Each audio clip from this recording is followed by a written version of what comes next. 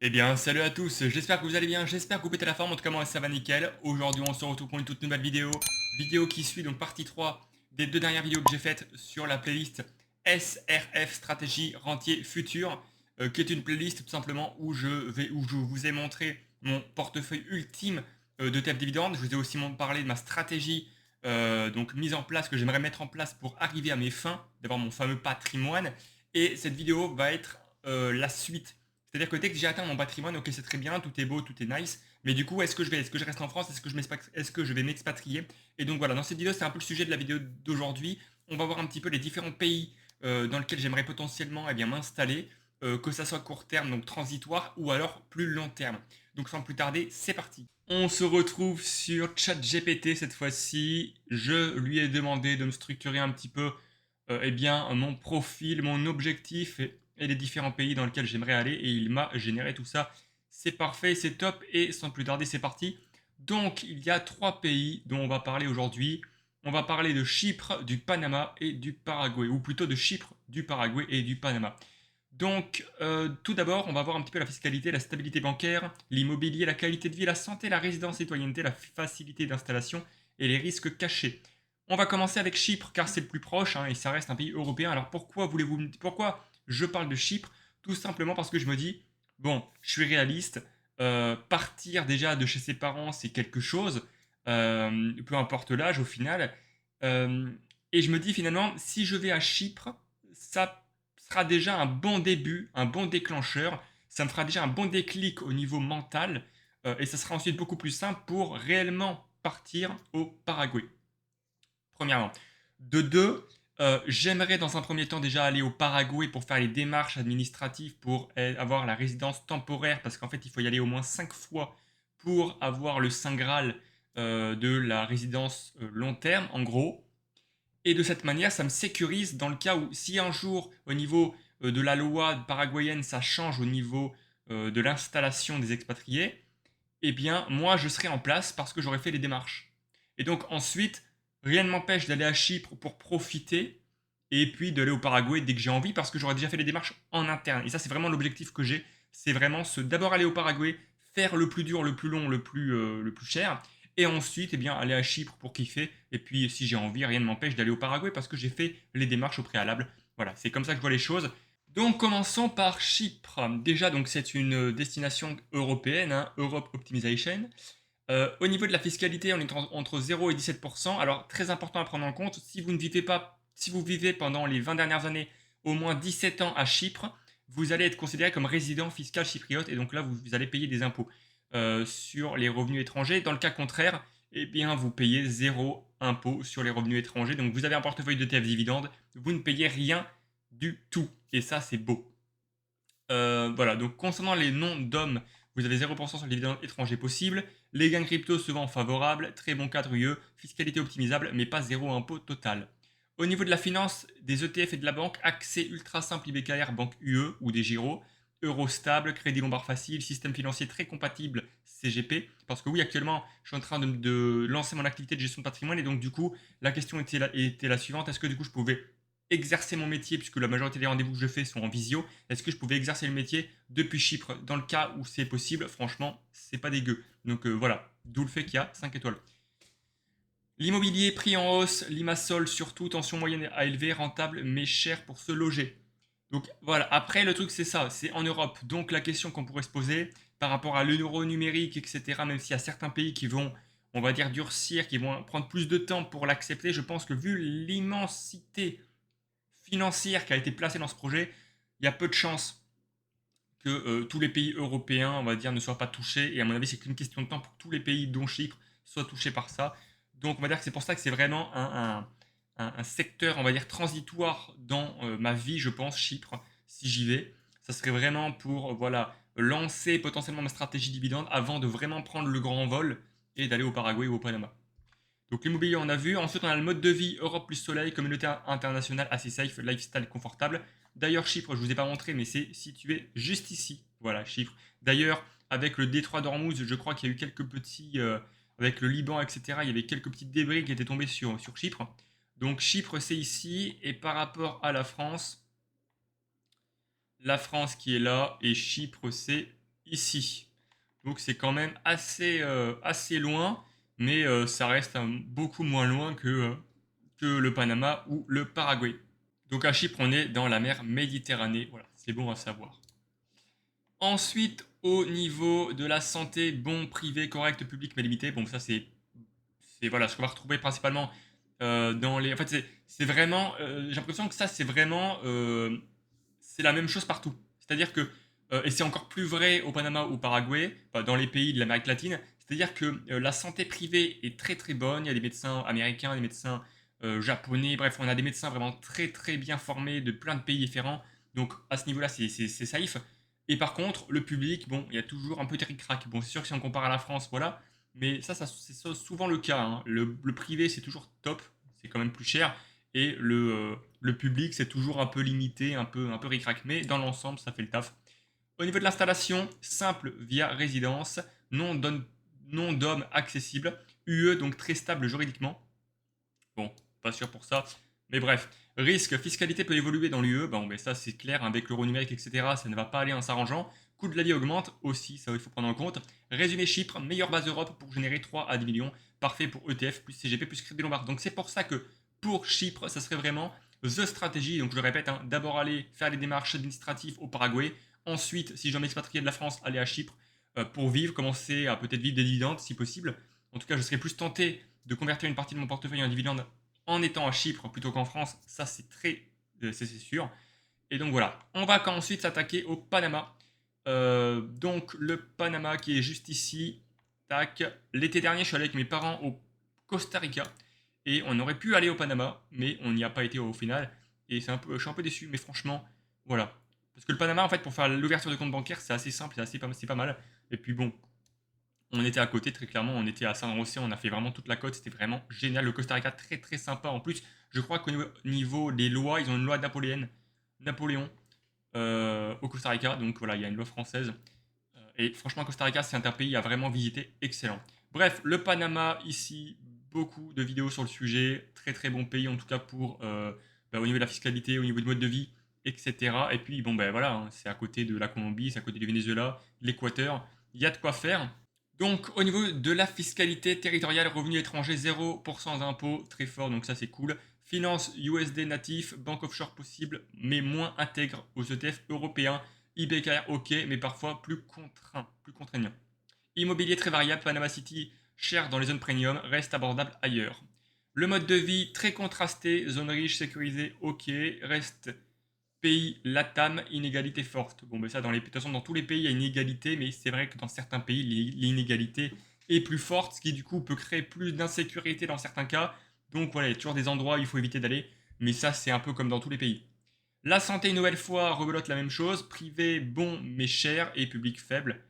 Donc là, ils ont bien précisé faible, donc ça doit être voilà, moins bon que Chypre. L'installation, programme Friendly Nation, résidence assez facile. Au niveau des risques, sécurité variable selon zone, donc c'est ce que je vous disais, dépendance USD, donc monnaie américaine, système américain, instabilité sociale locale possible, parce que rappelez-vous, il y avait le canal de Panama, en tout cas il y avait Trump qui voulait faire quelque chose sur sur le Panama. Il y avait un détroit ou un canal et il voulait s'en acquitter. Voilà, en tout cas, ouais, il y avait pas mal de choses à ce niveau-là. À l'époque, il y avait une histoire avec les États-Unis, je ne sais plus. Donc pour résumer, le Panama, excellent pour optimiser la fiscalité pure plus USD, moins bon pour confort long terme européen. Après, j'imagine qu'on s'y habitue. Et pour finir, le Paraguay, hein, comme vous le savez, le Paraguay, c'est depuis quelques temps maintenant un pays qui me tente d'aller visiter et aussi de faire les documents hein, pour enfin être dans le circuit. Le Paraguay qui se situe juste ici. On va mettre comme ça en satellite, c'est mieux. Le Paraguay juste ici. Donc si on compare par rapport à la France, c'est carrément de l'autre côté, quoi. La France est là et le Paraguay. Donc c'est une enclave, donc à différence du Costa Rica où il y a la mer, où on peut en profiter, là l'inconvénient c'est un peu que le Paraguay c'est une enclave, donc il n'y a pas vraiment, il n'y a pas de mer. Il n'y a pas de mer mais il y a des lacs, il y a des coins d'eau, ça...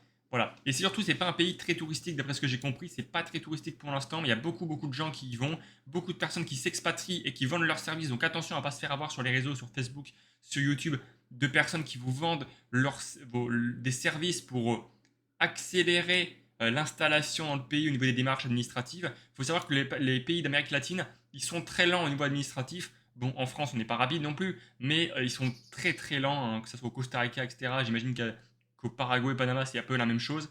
Ils sont très lents, ils ont un mode de vie différent. Et donc, en fait, ça se ressent au niveau administratif. C'est à prendre en compte. Et donc voilà, après, il y a pas mal de choses à visiter. Je ne connais pas encore ce pays et ça ne me tarde d'y aller.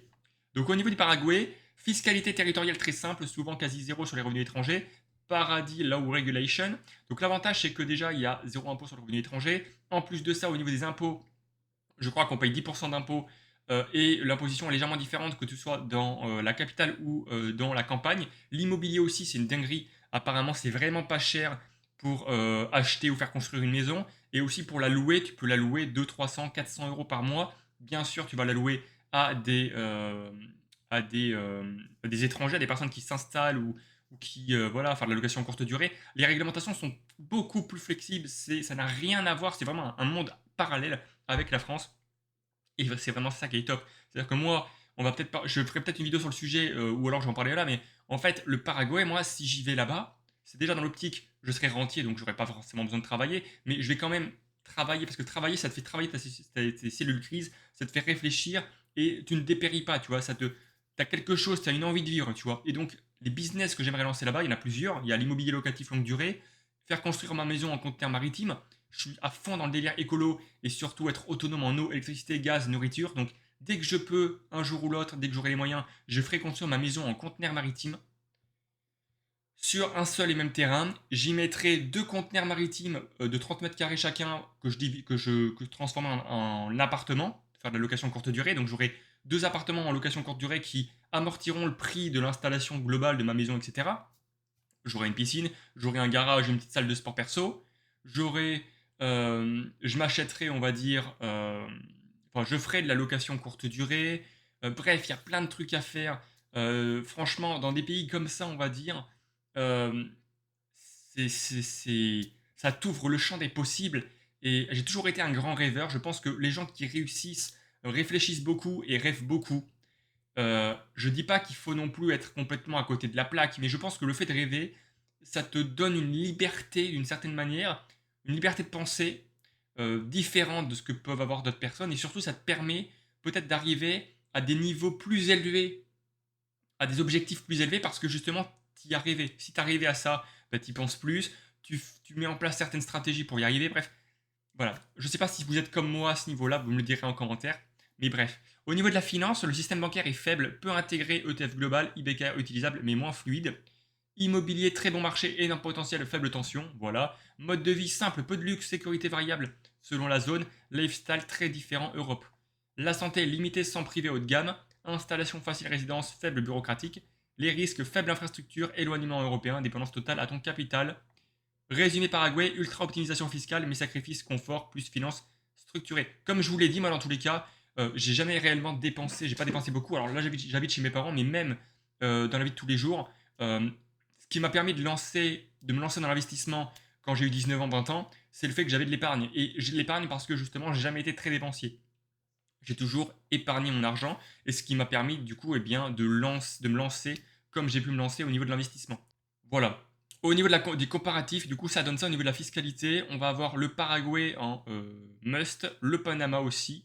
Chypre, bon, mais c'est européen, donc on peut pas non plus avoir, mais même pour, en tout cas, pour vraiment du basique, vide de ses dividendes, eh bien, c'est très très bon. Donc là, je sais pas sur quoi il se base pour mettre 4 étoiles et la 5.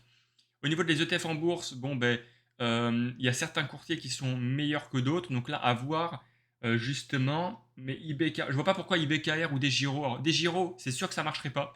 C'est pour ça qu'en fait, le truc, c'est que DEGIRO, c'est un compte titre européen, je crois. Donc le problème, c'est que si je m'expatrie dans un autre pays comme le Panama ou le Paraguay, il faut que je regarde si je pourrais continuer, si je pourrais garder mon courtier DEGIRO, parce qu'en fait, tout se base sur ça, en fait. Puisque tous les ETF dividendes que j'aimerais acheter se trouvent sur DEGIRO. Donc c'est vrai que si je dois aller sur IBKR par la suite, déplacer une somme d'argent aussi conséquente que ce que je vise, ça me ferait un peu chier. Donc à voir, il faut que je creuse le sujet. Est-ce que je fais tout sur IBKR? Est-ce que je peux tout faire d'ailleurs sur IBKR? Parce que je sais à l'avance qu'il y a des ETF dividendes que je ne peux pas acheter sur IBKR. Donc ça fout un peu la merde. Donc il faut que je vois un petit peu à ce niveau-là. Le mode de vie, voilà, comme on l'a vu, la santé, la sécurité.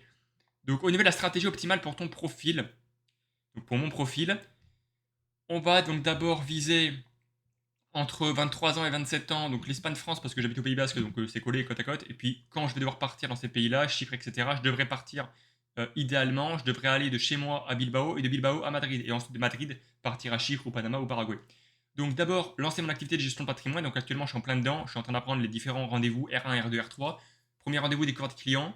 Deuxième rendez-vous, je donne les recommandations. Troisième rendez-vous, on met en application les recommandations. Voilà, trois rendez-vous, R1, R2, R3. Ensuite, le build de capital, donc passer de 300 000 à 700 000. Apprendre la structure fiscale, bon, ben ça j'ai bien appris, mais j'aurai toujours des choses à apprendre, c'est sûr et certain. Donc voilà, ça on l'a vu après dans la vidéo précédente que j'ai postée, par rapport à mon objectif et surtout à mon structure, à mon plan financier pour arriver aux 3 ou 4 millions d'euros de patrimoine à 32 ans ou 33 ans. Donc on va pas revenir dessus. Mais voilà, première étape, structurer mon activité. Deuxième étape, 27 ans, 30 ans, commencer à faire des démarchages Paraguay en espérant, en croisant les doigts pour que la fiscalité et la loi là-bas ne soient pas plus dures contre les étrangers qui veulent justement faire la demande. Parce qu'actuellement, je pense que c'est très facile de faire la démarche. Pourquoi? Parce que justement, il n'y a pas beaucoup d'étrangers, ce n'est pas un pays très touristique. Mais si ça le devient dans les 5 à 10 ans à venir et que j'ai pas fait les démarches avant, ça va être beaucoup plus compliqué. Donc voilà.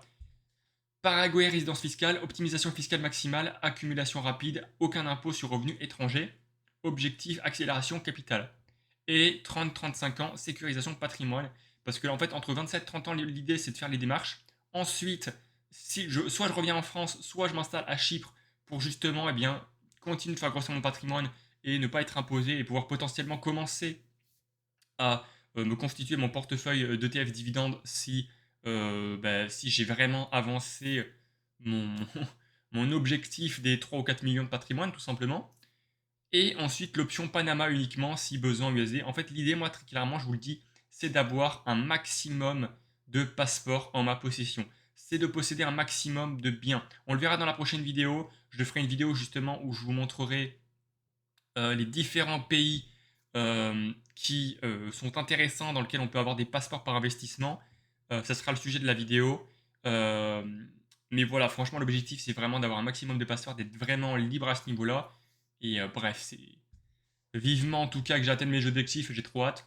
Donc la phase 3, bah, du coup, ça va être revenir en France ou à Chypre, mais très certainement à Chypre pour la fiscalité, et Panama pour une option supplémentaire. Conclusion, ton profil n'est pas Panama All-in, ton profil n'est pas Paraguay Only, ton profil optimal. Paraguay accélérateur fiscal, Chypre base patrimoniale stable européen avant que tout simplement l'euro numérique se mette en place en 2028, 2029 ou 2030, hein, le plus tard sera le mieux. Et Panama, option business offshore.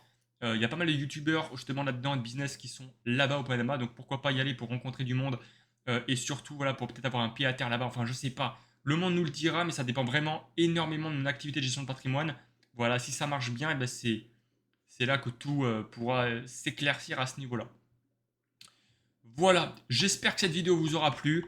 Vous avez une idée claire de ma stratégie, on va dire, au niveau d'expatriation. Et si vous avez des idées similaires aux miennes, des plans similaires aux miens, eh bien, n'hésitez pas à me le faire savoir. Et puis, si vous voulez qu'on en discute à ce niveau-là, il n'y a pas de souci. Et puis voilà, moi je vous dis à la prochaine pour une prochaine vidéo. Et voilà les amis, la vidéo est finie, j'espère qu'elle vous aura plu, j'espère qu'elle vous aura fait kiffer, n'hésitez pas à mettre un petit pouce bleu, à mettre des commentaires et à vous abonner, et puis moi je vous dis à la prochaine pour une prochaine vidéo. Allez, peace!